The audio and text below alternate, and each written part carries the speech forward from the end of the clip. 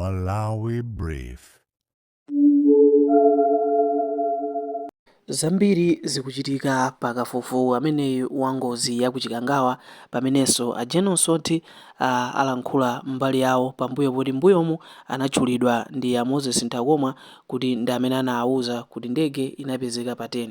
Ndi iwowa abwera mmenemu kufuna kulongosola bwinobwino za nkhani imeneyi kuti inayenda motani ndipo kukambirana kwawo ndi a Moses Ntakomwa kunali kotani. Ngowerenga report imene anatipatsa Antakomwa, of course ili mchizungu, koma tikapita pamene pakuyamba ndi pamene actually poti ilibe mapeji, koma it's the last page ya report yawo. Akunena kuti ndi ngoyambira pamwamba pepani Tcheya. Akuti olemekezeka a chairperson ndi mamember onse a committee pamenepa ndinaganiza zopita ku nyumba chifukwa ndinalibe transport, ndipo Mai Gloria Kantukule ndi amene anakandisiya, amene anali deputy guard commander.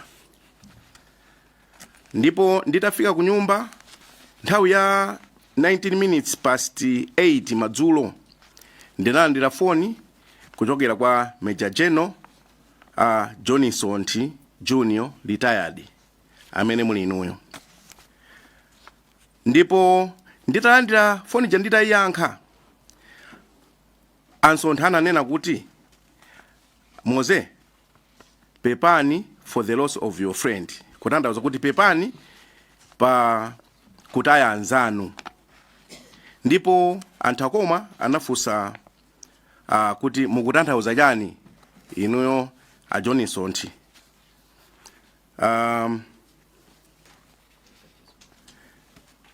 Chifukwa chokuti ndikufunsa chifukwa kuti ndegeyo sinapezeke iwo amakuwuzani inuyo.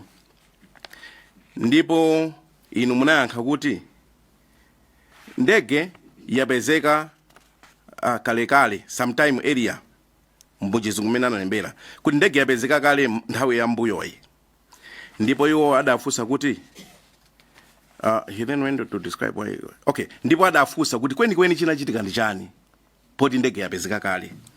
Ndipo iwo anapanga aleji kuti inuyo munawayankha kuti phiko la ndege point of order. No, let him read. Well, it's to do with him. The narration, I think he has missed and it's misleading. Yeah. Where he's saying he then went on to describe. It's not like he asked. It's the same call. So can we read it in Chizungu? Yes, because okay. The way it's translating it is... We'll read it in English? Then we'll translate. Translate. Okay. Then ndiambira pokuti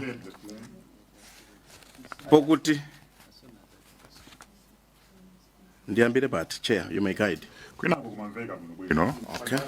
He said the plane was found sometime earlier. Okay? Yeah. Ananena kuti ndege inapezeka o yapezeka nthawi ina. Yapezeka kale nthawi ina. Yapezeka kale.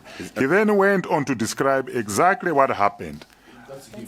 Okay, asontiwo anapitiriza kufotokoza. Oh yes. Zimene zinachitika. Ndikoza bitliza. Okay? Yeah. That is to say the wing of the plane clipped a tree before sliding about 80 meters uphill. Yeah. Nditokoze Chair. Fotokoza ni muchichewaso. Chichewa chomveka bwino menda mvera ine chikunena kuti a Johnson pafoni paja anawuza a Moses Ntakomwa kunena kuti ndegeyi yapezeka kale sometime later ngati kuli chambuyomu. Ndipo chimene chinachitika nchonena kuti phiko la ndege linamenya mtengo isanayambe kukhukhuluzika pasi mamita pafupifupi 80 kukwera ngati kukwera mphiri. Ndipo anaonjezeraponso mmene matupi anthu oferawo anafa pa ngoziyo analili. Ndimafuna kuti muchimve chimenechi kuti statement imeneyi anabweretsa kunena kuti inuyo munawuza pamene munali pa phone.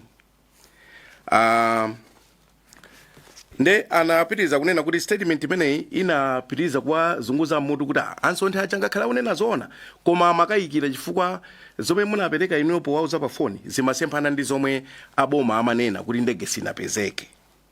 Ndipo iwo adasankha kukhulupirira aboma aja kuphatikizapo a president kudzera mwa amene anatulutsa kalata secretary to the president madzulo keso cha usiku a president anadzayankhula. Ndimafuna kunena kuti statement imeneyi iwo anadzanena kumapeto kwa nkhani kwananena kuti samayikhulupirira koma mawa limene nali pa 11 mawa lake litabwera zinapezeka kuti information ndondomeko yonse ija munauza pa foni ija ndi zomwe akuuzidwa mmene ndege yapezekera komanso yagwera zotiso yayenda pasi chimodzimodzi ngati munanena inu dzulo zija ndi zimene anamva nkumva ndipo ndi lomwe komiti yonse ino tinamva ano ngati ndondomeko yeniyeni komanso information yeniyeni imene zinachitikira. Pa nthawi imeneyi ndi pamene eno anayamba kukhulupirira kuti ndimakayikira Lieutenant General Johnson Junior retired aja koma zomwe anena anthuwa mmene apezeka ndege zikufanana pamene anayamba kukhulupirira nino.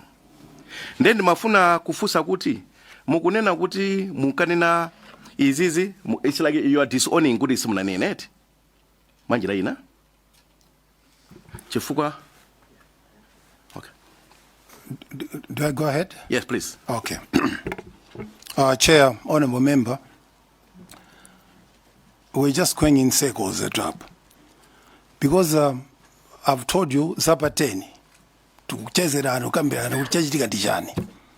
Now the next day, the whole Malawi, we now know Tindegeja, Agwa, Aipe Zantu.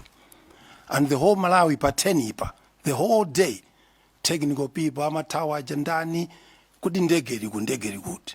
So to answer you, honorable, are you suggesting kuti inayo Johnson nandi information imene pateni kudziya kuti ndege motere kenaka just choose Moses ndege yetu inagwa yagwa kale and the whole Malawi didn't know?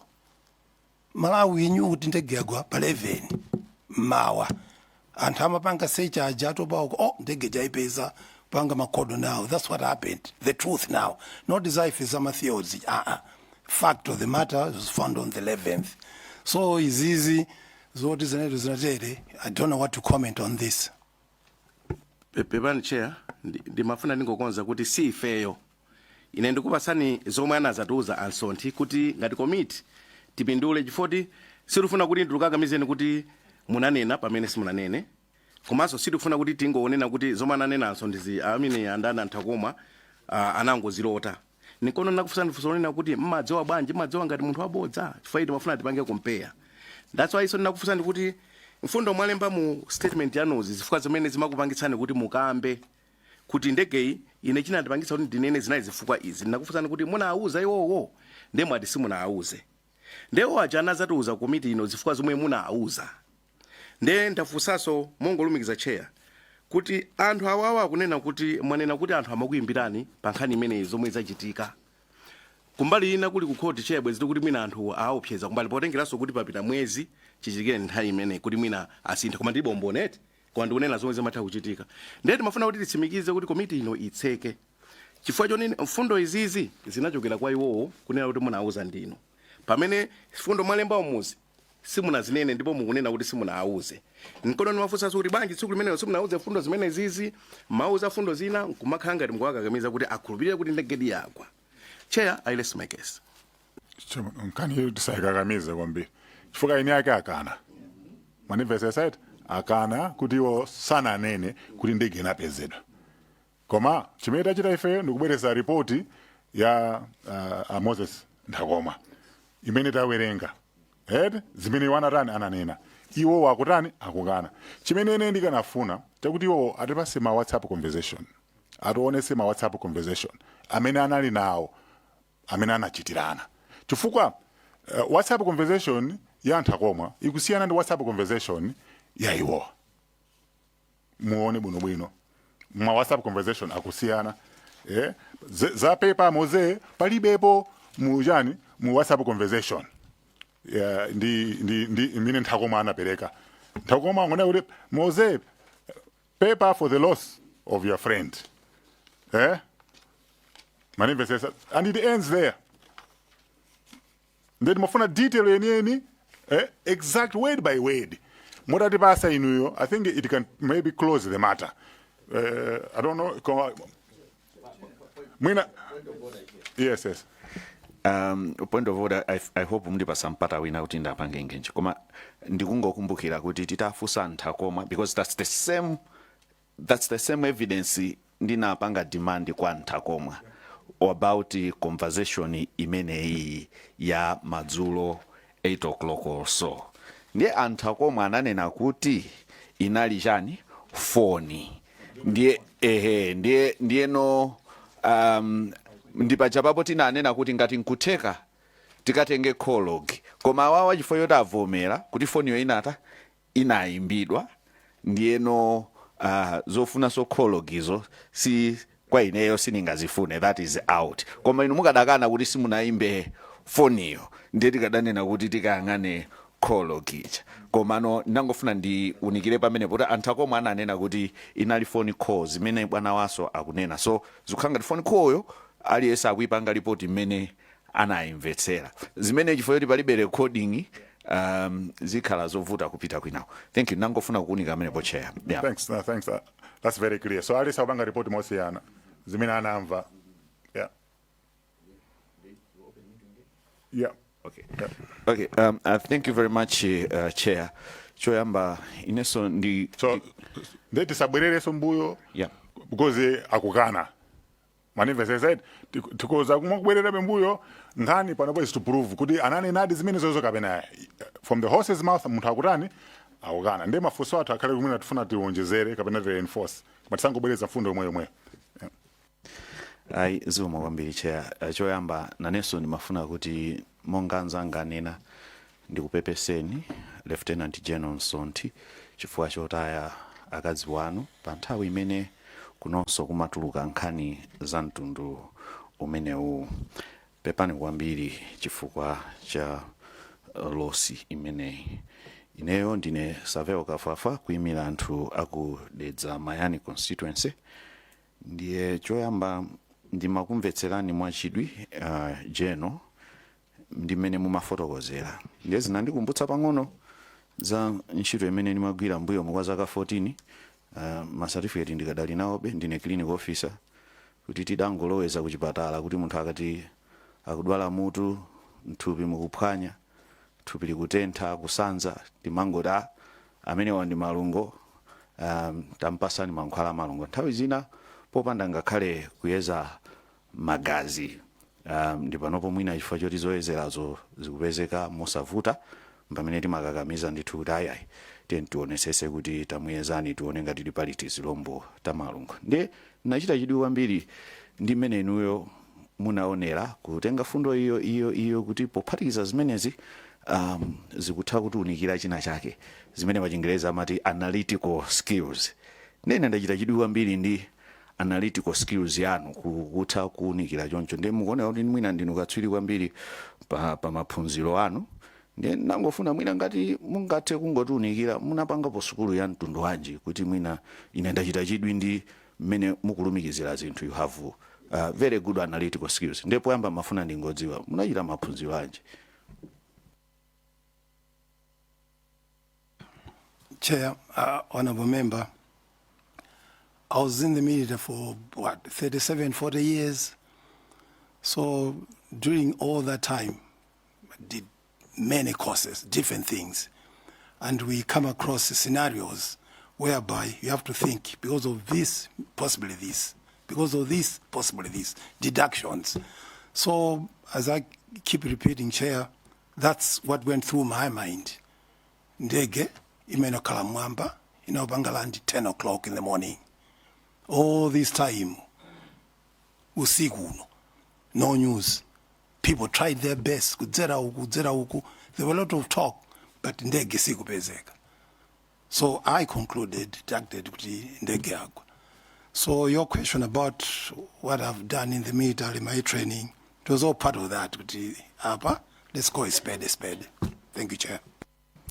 Ndathokoza kwambiri kuti mwatiunikira pamenepo kuti ndi maphunziro anu mumadziwa kuti izinthu zikamaoneka chonchi zitha kutanthauza chakuti, zikaphatikizana ndi izi zikutiunikira chakuti. Ndiye ndiyamikire kwambiri chifukwa chakuti umboni wanu mwapereka kuti munatengera popanga analyze kapena kuti kuunikira zinthu ndi mmene zimayenera kuchitikira.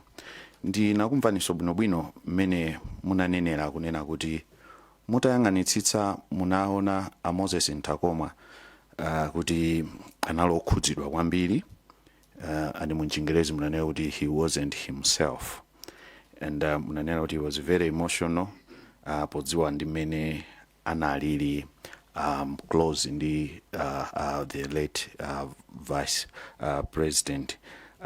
Tcheya, nangofuna kuti tikumbukire as a committee kuti pa ripoti lina limene tinalandira, I think kanali Dr. Skwese anatifotokozerapo kunena kuti Ntakoma atamva uthenga kuti ndege yasowa ali pa airport kuchileka akuti analira ali mu ndegemo.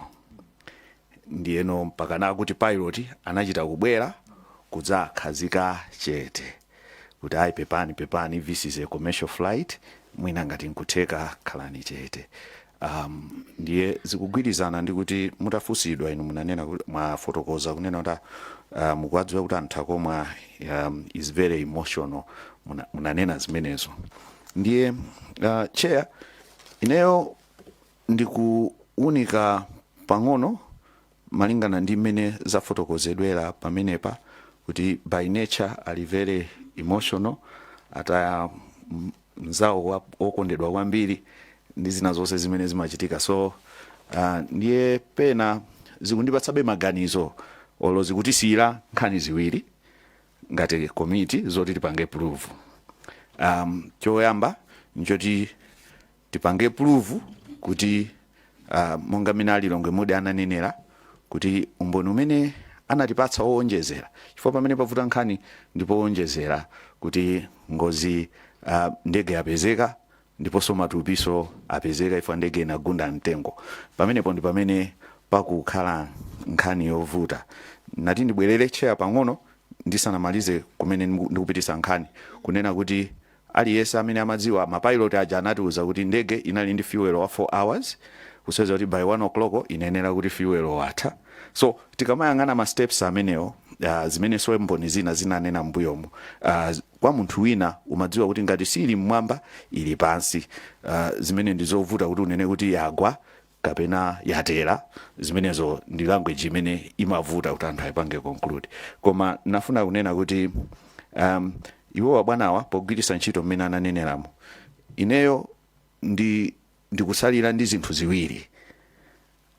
Either munthu akufuna kunena chinthu choti sichachilungamo mwadaladala, zimene komiti ino timalumbiritsa anthu, koma ndikufunanso ndinene sindikupereka conclusion, koma sindingachite bwino chifukwa ngati zinthu zondikuzidziwa ndikuyeneranso kuti ndiziwe kuti kodi anthu akakhala emotional zimatani. Ndikuthokozeni chifukwa ndimaona kuti ngati munapangapo psychology, kunena kuti pa psychology ngati ife mmene timagwira mchipatala amanena kuti pakakhala china chifuna kumuchitikira munthu, nthawi zina umampangira predict, imene timaitcha prediction, kumpanga prepare kuti chinthucho chikabweradi asachite kukhala too shocked. So that one ndithu ndizolondola, chifukwa ndimafuna ntadziwa kuti iwo anachita maphunziro a mtundu wanji. Koma kumapeto kwake, So there's a man fusolano kwa ansonti ndilotija. Funso langa ndimangofuna kuunikira nyumba ino kunena kuti pambali ponena kuti ma statement anthu awiri wakusiyana, pali condition ina imene anthu akakhala kuti ali traumatized, post traumatic amnesia. Zimenezo munthu akakhala kuti wakhuzidwa kwambiri nthawi zina amayiwala, ngakhale munthu oti mwina kuyiwala kunena kuti unali pa maliro a mwana wako yemwe just because zinakukhudza. Koma ndikufuna kunena kuti izozo sitili mchipatala muno, komano ndimangofuna kugwirizana nanu kuti zimene munkaganiza popanga predict ndi zinaso zimafuna kuonetsa ukadaulo wanu wina umene mumadziwa pang'ono nkhani za psychology ya munthu. Koma pamapeto pake nyumba ino igwiritsa ntchito zimene ndinganene kuti za malumbiro amene anachitika, ndipo mwina tidzaona kuti pakati pa ma statement awiriwa chilungamo chake chenicheni ndi chiticho. Komano ndinafuna kudziwa kuti anthu ena nthawi zina akakhudzidwa kwambiri amayiwala zina ndi zina ndikusokoneza kamvekedwe ka zinthu imene amaitcha kuti dissociative amnesia. So izo nzakuchipatala sindofuna kuti panopo inoedi tisandutse chipatala, koma ndinafuna kunena kuti Tcheya chimene chocho ndi chitchule chifukwa choti ma statement wakusiyana ndipo sizingakhale ziwiri zonsezo zolondola. Chimodzi ncholondola, china ndi cholakwika. Anthu akudeza mayani anangofuna aunikire pamenepo ndikuona kuti General munayesetsa mbali yanu ndikumuzindikira nzanu komanso ndi maumboni amene tinaona. Basi ndi imene pompo yaumaliza inali comment Tcheya zikumaona. Ndathokoza kwambiri comment ndathokoza status ya anthu akoma anabwera lisoba amayankhula pa lisoba mwanimvesesa iti nditisabwese nkhani ma emotion chani nkhani tiunike apapa ma testimony amene abwera apapa imene inalembedwa ndi imene iwo akunena apa ndi pamene pali nkhani koma za emotional state or psychotherapy chani izozo ndi nkhani ina mwanimvesesa iti ziwoma kwambiri Tcheya ineso mene amkedine Gilbert Konyongwa kuyimira anthu aku Mulanje North koma ndijoineso azinzanga kupereka ma condolences pakumalira kwa akazi anu pa nthawi imeneso nkhani zimakhanga diso zikuzungulira pepani kwambiri. Ine mafunso anga si ambiri ndingofuna kuunika pokuonera kuti ndi mmene nkhani mayankhulira mmene ndicho mmene mutchulira moze ndi mmene Virgin mabweresa zikuonekabe kuti pali zinthu zingapo zimene zikuoneka kuti mukugwirizana. For example kunena kuti munampepesa. I think there's no dispute kuti munampepesa kuti pepa moze komanso paliso china chonena kuti munakambirana ponso zonena kuti mene maonera from your view kuti ndege inaita china ngozi. Then mafuna kufusa kuti in your experience almost ngakhale ma chances amakhala ngono zimachitika kuti ndege imatha kugwa koma anthu ndikupulumuka. Ndi choncho I think we can agree on that one. Kuti zimapezeka of course ma chances koma zimapezeka kuti ndege ichakugwa anthu ena ndikupulumuka. Ndiye posogoza maonera kuti pepa moze waluza nzako. Don't you think kuti he was justified to think kunena kuti maziwa kuti ndege ija yagwa ndipo anthu amwalira?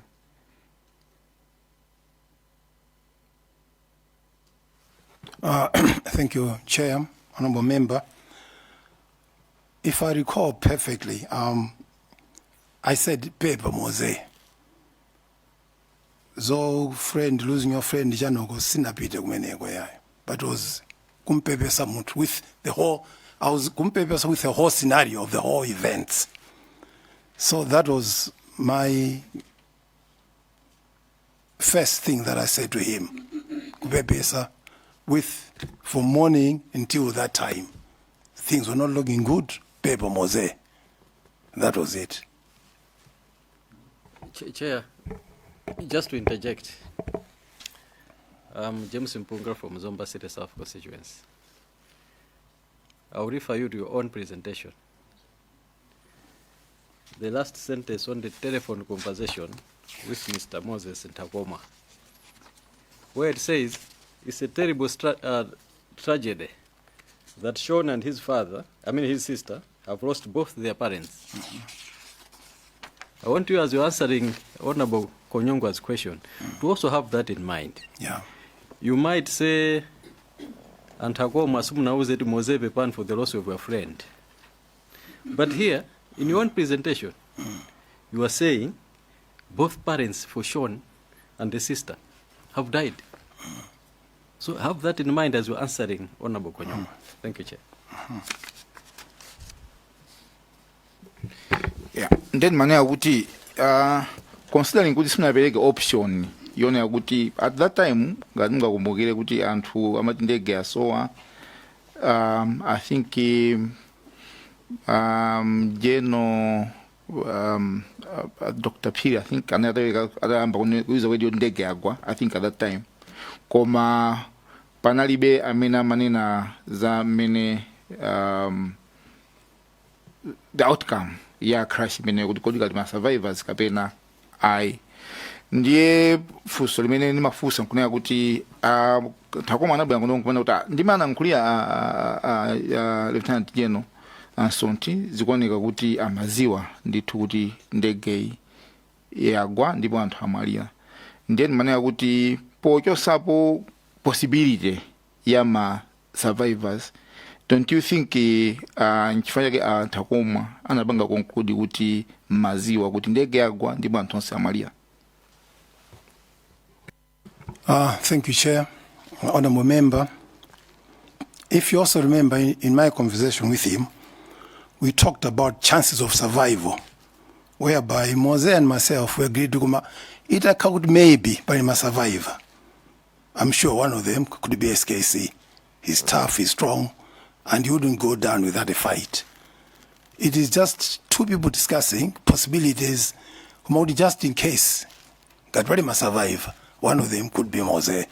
So I don't know what to say exactly because Pateni, I didn't have information. You didn't get.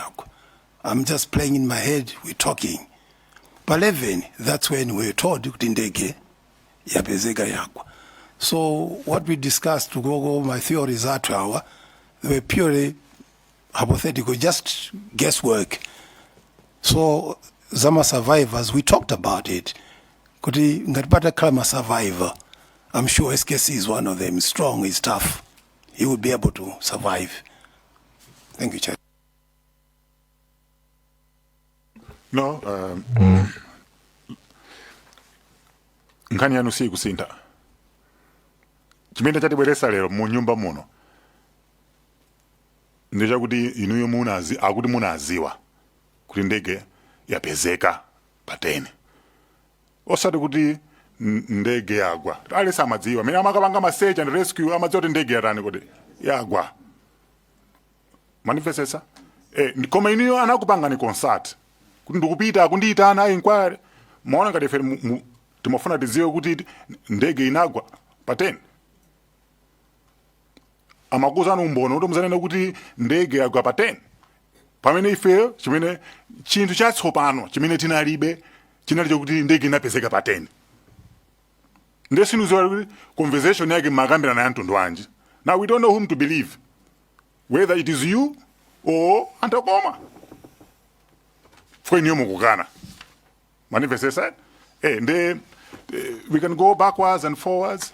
Kuma asana bwere kuno anakufusa niyo ndikupita ndikafotokoze kuti ndege inapezeka pateni inu mukuti zimene zisomo nakambe. Correction, Chair. Moses told me akunditana ku inquiry.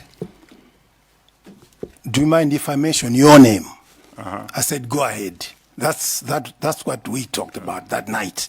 It wasn't uti tuwakamba easy ndege inapezeka tsiku la kutakuta ai, Chair. Thank you. Mwanza Central has been wanting to say something. Sorry about that. Chair, the questions that I had in the Ajafunsa Council, Honorable Member for Mulanje North. Yeah. So, nkani ndikuvomereza atakula kuti awo statement yao saa kusinta ndizimene ananena. O tinene kuti tiyese kupanga challenge iyo saa sinta statement yao nditio ndimene yoyo. So I open the floor. Kuti mwena timalizese nkani. There's a kasena. Chair, I will as per the guidelines from you and the mandate of the committee, Chair, Mdole, I will not put on any view or my personal opinion. I wanted to just confirm a few things. General, sorry. I was quoting your own statement. The first one was nkani ya discussion ya mene timawelenga ama nakufusana mwambilo kuja mnayanka zimene zoka ngapo komaso adafusa azomba thondwe the statement anagwelengerana mana kamba Antakoma nkhani khudzana kuti ndege inamenya mtengo zinadani mwakana koma pena mnauza system kuti could have been part of the conversation. I think I quote you that can, right? That's true. I want you to be certain. Was issues of ndege yamenya mtengo part of that conversation in the Mr. Ntakoma? Not could have been part of. I want us to have the clear. Can you be certain?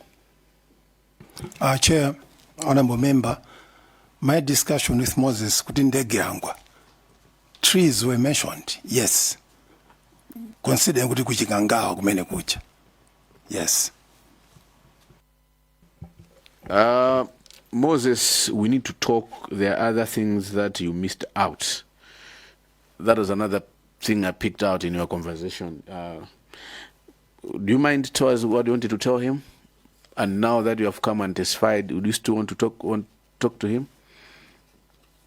Sorry, can you repeat your question? I'm not. You had said at a certain time you had told Moses, I think is it during the funeral time, you said, Moses, we need to talk. There are other things that you missed out. I did quote you that way. Now my question is, what is it that you wanted to talk with Moses?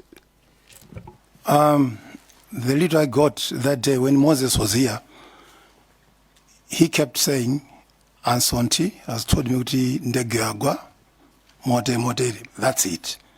He didn't talk about what we talked about earlier on. That's the thing that I said, Mose, mango nena to point yoti ndege yagwa zina zoti nakambirana zina simnanene. That was my point. There's another thing, yeah. Anthu akufusani kumaliroko after Mr. Ntakoma's evidence mwadusa maona kuti antena mukamba I quote you said I will create it's nothing. I will create it's nothing. In your circle when discussing the Antu, so you had said no, I will create it's nothing. I quote you right, is it? What is it that you wanted to clear? I wanted to clear this information.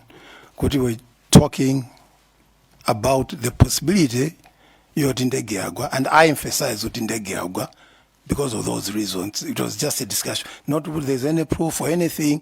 That's why I said when I come here, I'll clear it. All right. Two questions. One, before I ask you the last one. Mafuna mene malandila olantamene amabanga as I want to be done from what Zomba Tonde asked kuti mina mandra mafoni antukufusani about the Mr. Ntakoma's testimony mena abweretsa kunoku. Has it in any way influenced your testimony? I mean, you are testifying this evening. Antambiri, I mean, I'm a concerned on my part. They didn't know Kudin and Moses Nankulajani. All they picked up was Mose, Unagud Ansonti, Audindege, Inagobade, and Uzes and these. So everyone was saying, Ansonti Nauto Kamadziwa Pateni, yet Ndege Inagoba Leven.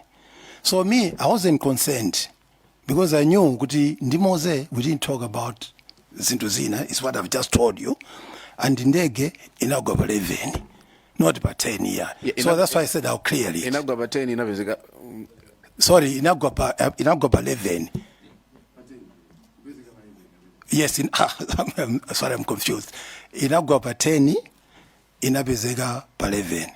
Yes, thank you for that. So what I want to do, I still didn't get the answer, the definite answer. All those kind of talk, and some are doing Moses, Ntakoma, and everything, people are worried, people are kufusani mafuso, if Mmadzi, has it influenced your testimony? Good remember about Nogomina, Jacobanga Musinte Mina, Shomuganina, Tawina, Comishfodena, Goyankula, and Zomina Jacinta. Has your testimony been influenced by external factors? No, Chair, nothing. Okay, very lastly, you are a Lieutenant General. You were the Deputy Commander responsible for operations. knowing men in service, issues of personal judgment, and I think I was listening probably very well. Mmadzi, he went to America, he went to a school in terms of personal judgment and everything. In your judgment, as you said, you could know because of personal closeness, Mr. Ntakoma and the late Vice President, using your military background, your senior position as Lieutenant General, as a Deputy Commander, would you say you would use personal closeness as excuse or a reason to misrepresent facts? Chair, I wouldn't use that as an excuse. If you're close to somebody, you to represent facts. No, I wouldn't use that. But I was just emphasizing that they were very close. Like me and my wife lost her, very close. So there's an emotional attachment to the whole thing. You look at things differently when you're emotionally, what can I say? When there's a lot of emotion involved. But still, it will not make you to misrepresent facts, correct? It will not make you, personal closeness will not, I want us to agree or disagree, that personal closeness can make one to misrepresent the facts or not. I think in this case with me and Moses, he told the truth about me telling him that Ndegagwa, but he didn't go into details of how we reached to that point. Okay, my question is not about you and Moses, Chair. I finished, but I want to clarify. My question was, in so much of responses from the questions which were given to you, you kept saying maybe Moses didn't say this or didn't get this because of the personal closeness he had, so he was emotional. So I want us to agree. Can we use that as a basis for misrepresenting facts? Yes. That's what, Chair. Yes, Mwanza, on the central. Thank you very much, Chair.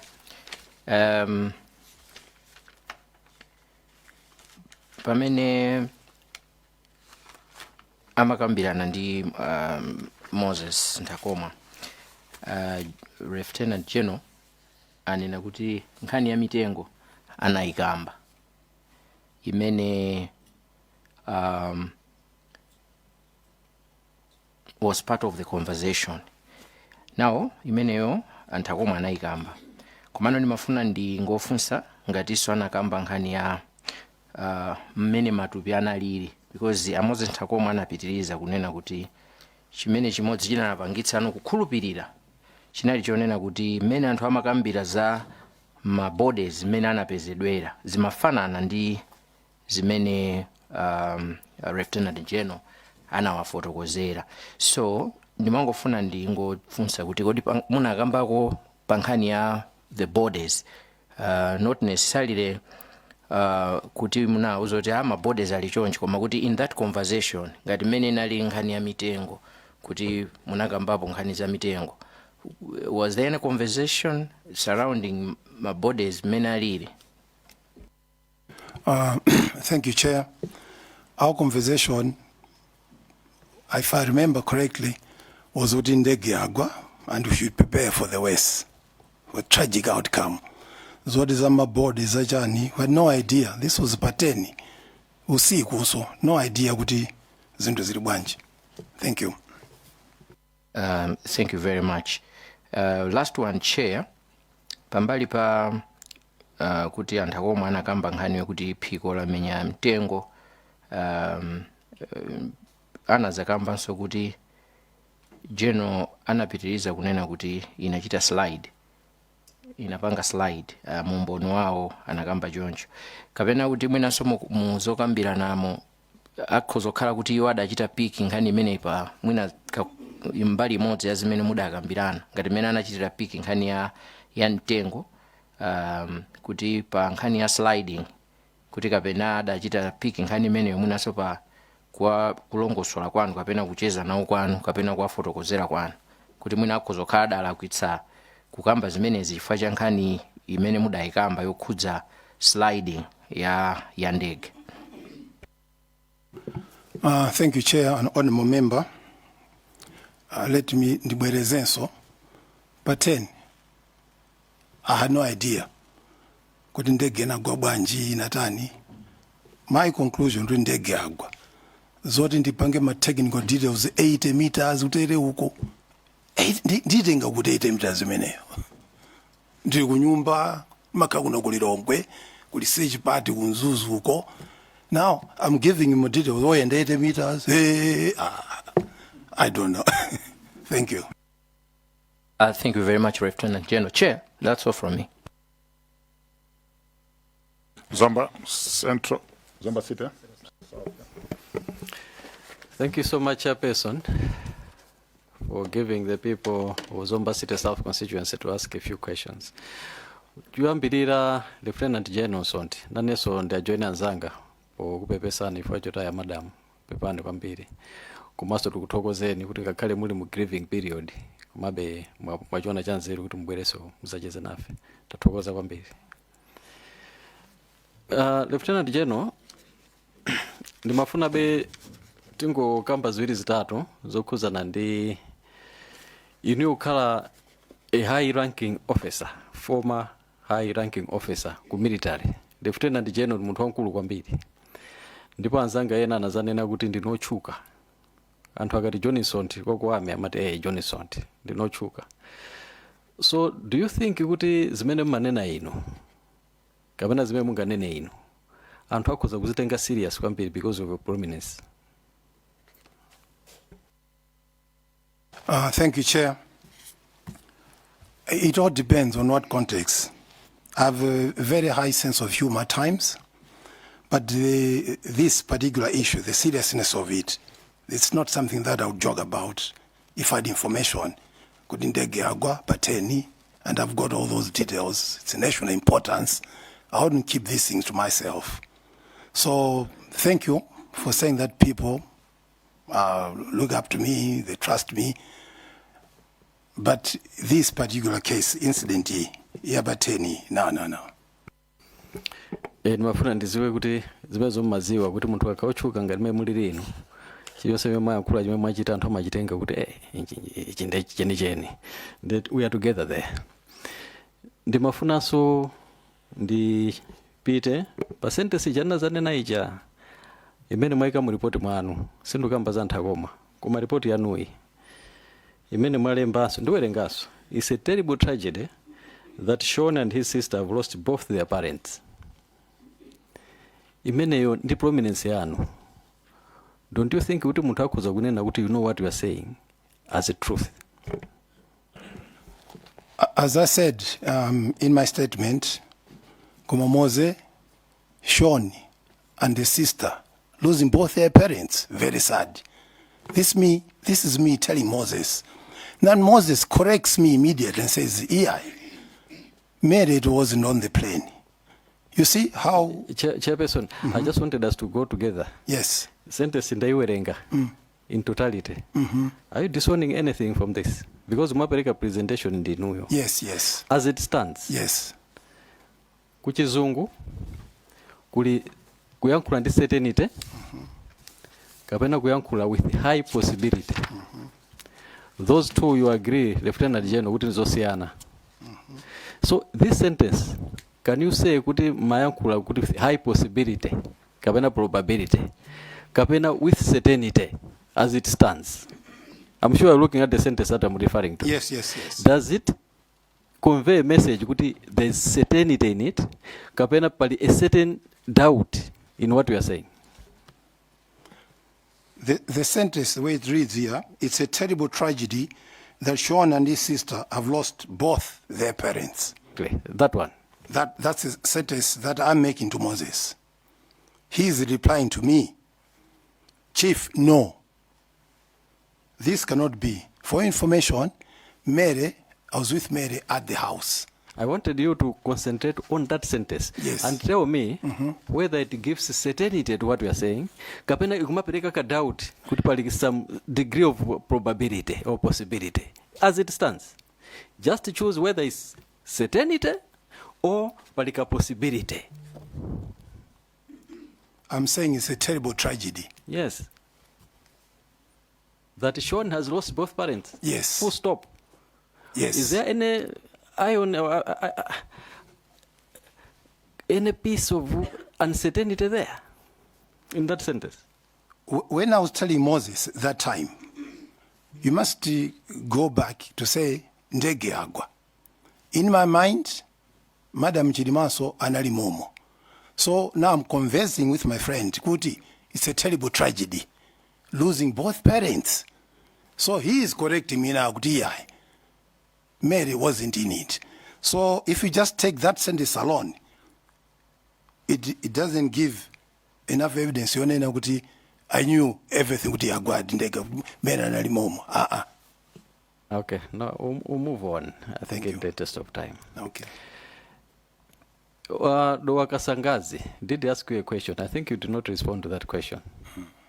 Anafusa Guti, did you reprimand Mose for telling this committee that you knew Guti the plane or the wreckage was discovered on the same day of the 10th?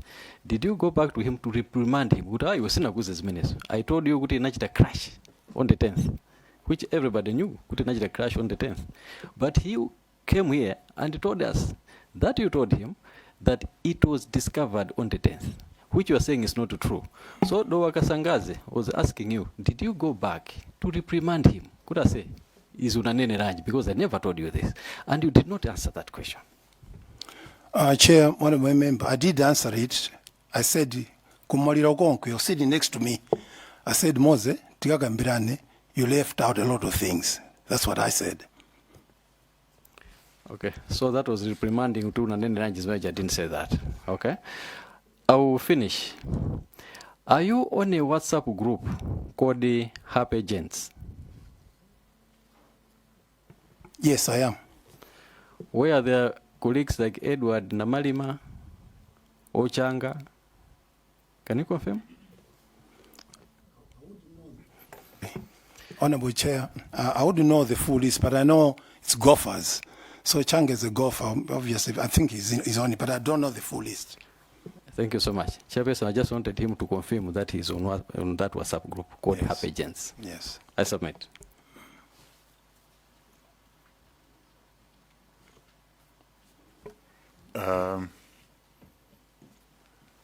Pateni chimene Mmadzi wenu chakuti ndege yagwa. Right? Yes. Ndipo kumalo amene agwera simmadziwa, right? No, Chair, I didn't know. Kufundo kufusa kuti nanga nkhani ya nkhalango conversation yani imachokera kuti. Maybe Nankansanga, I should have said Nimadzodi Agwera Kuchikangawa, but not the exact location. Oh, munali certain kuti nako kuchikangawa. There was no chance kuti ikanapanga crash land kwina kwake. I didn't know anything, but all I knew kuti ndege yagwa. And looking at the situation in Kalira, my personal conclusion would end Kakuchikangawa menem. So my possibilities koma analipo ena kuti ikanapanga crash land kwina kwake. That's possible. Kuli Mmadzi, kuli Zambiri. Could have been lots of things, yes. Okay, nofanda nkhani ya mitengo imene imanida bwesa nkhani ya mitengo imabwera bwanji pamene ikanatha kugwera muleki Malawi ikanatha kapanga crash land mu field mwina mwake. So conversation ya mitengo ndi inuyo ndiye anangoma imanida bwesa kuti you were so firm ndumakamba nkhani ya nkhalango pamene ma options anali ambiri. So I just wanted us to pange close nkhani imeneyi. I think umbono wanu unalofunika kwambiri for meeting inakwera nani kuti timalize phase 1 because kunali twist pamene mamaliza leronso kuli so twist nde kuli secretary timalize report yawo inali nkhani yovuta kuve kuli phase 1 ikhale complete nde ife titokoza kuti mwatipasa umbono wanu and mabwera you've explained under very difficult circumstances and we appreciate you to face us in this very difficult period for you.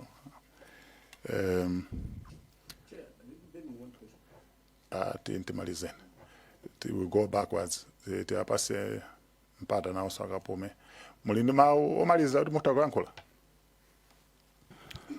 Chair, let me repeat, as I said earlier on, kuti yourself and the whole committee, you gave me time, a bit more time to mourn my wife.